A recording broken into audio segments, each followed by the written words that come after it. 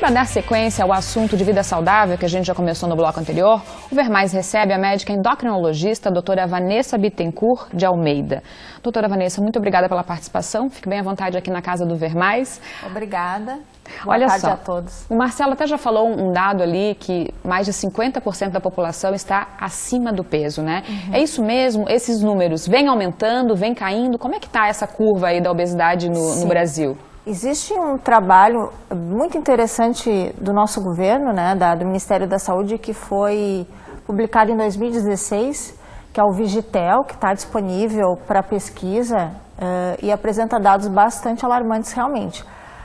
Em torno de 50% da população brasileira está acima do peso. No nosso estado, como esse estudo foi feito em capitais, né, então em Florianópolis é quase 50% esse número.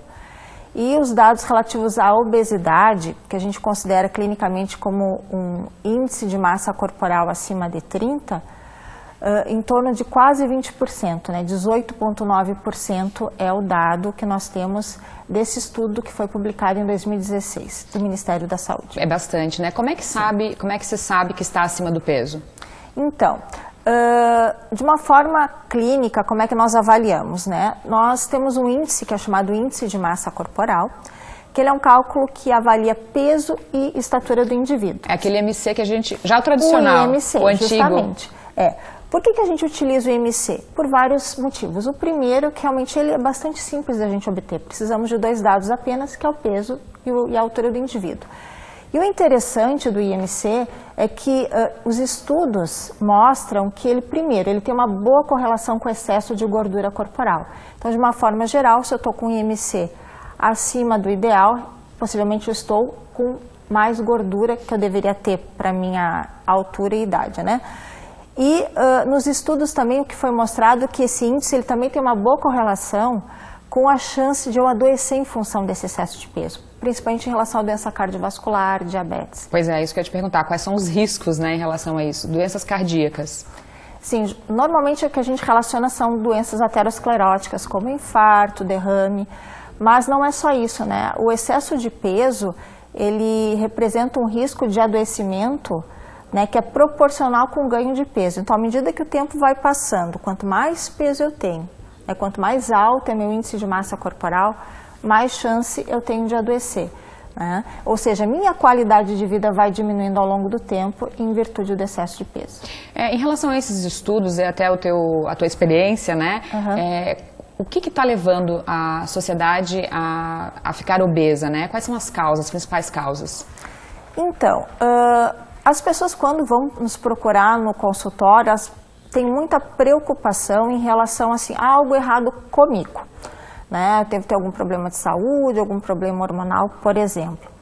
Mas como esses índices de excesso de peso e obesidade assim, mais do que duplicaram na última década, isso é um dado muito alarmante porque mostra que não é uma questão apenas assim de um problema hormonal ou de um problema de metabolismo. Existe, mas isso existe, vai além. Mas o que acontece? As causas ambientais, o meu estilo de vida em relação às minhas escolhas alimentares, né, e a questão do sedentarismo, com certeza elas têm um peso muito grande em relação a esses índices. Né? Que é uma questão já que está se tornando cultural, até isso? Justamente, o Brasil ele é considerado um país que está em transição nutricional, ou seja, a gente está deixando de ser um país em que há um problema de desnutrição para ser um país com problema com obesidade. E isso está muito realmente ligado aos hábitos de consumo em relação à alimentação, como foi visto na reportagem anterior, né? E justamente a questão do sedentarismo, né?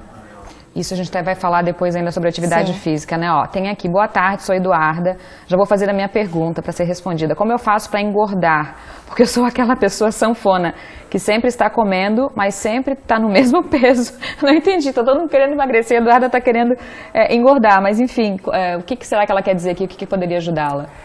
Então talvez a preocupação dela seja o contrário. Ela tem um peso X que ela considera que não é o adequado para a altura dela, que ela gostaria de pesar mais, né?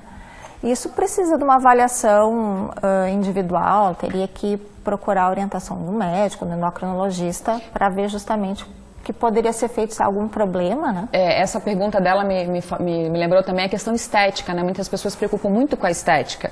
E não pode ser só isso, né, doutora? Justamente. O que eu vejo primeiro, que ainda as pessoas têm uma noção de peso muito estético, né? Então, se eu estou acima do peso, mas eu não tenho nenhum problema de saúde, então eu não preciso me preocupar com isso, né? Então, existe aquele mito do gordinho saudável, né? Meu colesterol está normal, minha glicose está normal, meus índices pressóricos estão normais, então não tenho o que eu me preocupar. Não, a gente sabe que, como eu falei antes, né, esse risco de adoecer, ele tem relação com o meu peso, com o meu índice de massa corporal. Isso independe se eu tenho ou não tenho alguma outra doença já associada. É claro que se eu já tenho colesterol alto, já tenho pressão alta, os meus riscos são maiores.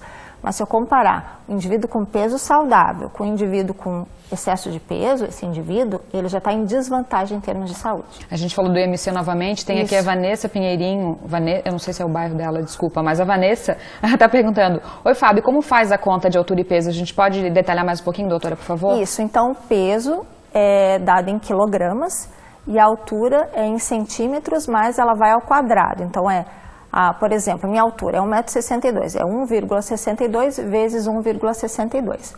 Então vai obter um número, né? Então você divide o peso por esse número, né? Pela altura ao quadrado. Na internet é bem facinho achar também, sim, né? Uhum. Falando em internet, a gente tem acesso a tudo quanto é tipo de informação e principalmente dietas, né, doutora? Uhum. Assim, quando se fala em emagrecer, não adianta que tem que ser alimentação saudável, a gente já sabe, né? Atividade física, como você já falou também.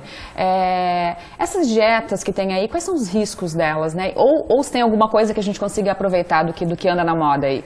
Então, o que eu vejo, assim, que é o grande problema, é um problema anterior a esse. Primeiro, as pessoas, assim, quando se fala em se alimentar, em comer, né, existe muito pouco cuidado com qualidade.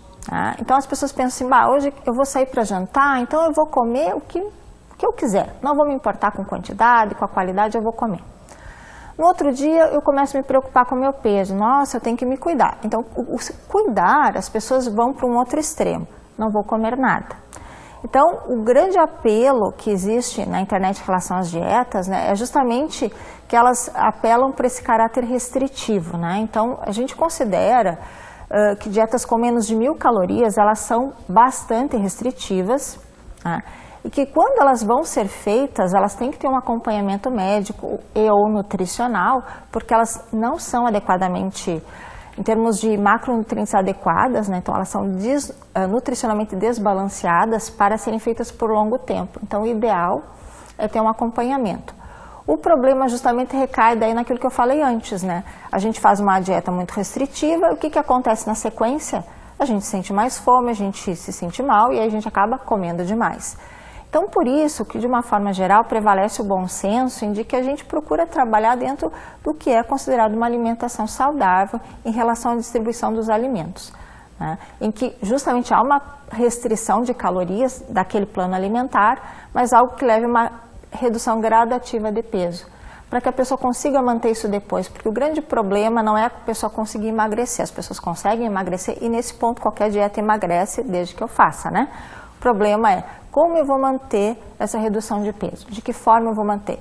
Então, por exemplo, só para citar um exemplo, né, a dieta low carb, né, com restrição de carboidrato, ela perde peso? Perde peso com certeza, mas aí no meu caso eu tenho que pensar: eu nunca mais vou colocar um pãozinho na boca, não vou comer um arrozinho, uma batatinha. Como é que eu vou incluir esse alimento na minha rotina? Então é assim, eu tenho que tirar totalmente? Não precisa ser dessa forma, tu entende? A gente consegue, de novo, ter um bom senso em relação às escolhas e se alimentar bem. Essas dietas acabam trazendo problemas de saúde, inclusive, né, doutora? Justamente quando elas restringem algum nutriente ou quando elas são muito restritivas em termos de calorias no total, por exemplo, como eu citei, hoje a gente vê dietas com 800 calorias diárias, sim, elas podem ser perigosas. Porque como você falou do pãozinho, né? Eu lembrei de gente que está fazendo essa dieta, a low carb, que é da moda, e quando come o pão passa mal. Sim. Porque acaba criando uma intolerância, a gente pode dizer assim? É justamente o que acontece, né? Tem muito a ver com isso e que a pessoa acaba, digamos assim, perdendo, não digo se desacostumando a comer aquele alimento. Quando tenta reintroduzir, tem dificuldade, mas eu acho que não é tanto essa questão, né? O que acontece? A pessoa tira o carboidrato e quando vai comer, ela não vai comer um pãozinho, ela come demais porque ela sente falta, né? E aí aquela descompensação. Justamente. Olha, tem um monte de pergunta aqui, mas tem uma que é a Lorenida Silva. Ela disse, boa tarde, ótima doutora, salvou minha vida. Então, uma paciente aí que está assistindo e está mandando um beijo para você. Obrigada. Um beijo para todo mundo que está